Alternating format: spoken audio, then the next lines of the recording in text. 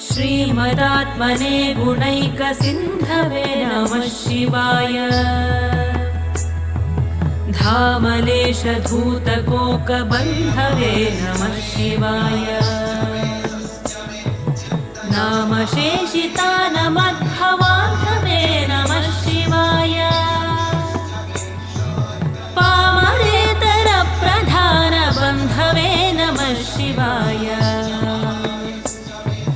कालभीतविप्रबालपालते नमः शिवाय। शूलभिन्नदुष्टदक्षफालते नमः शिवाय। मूलकारणा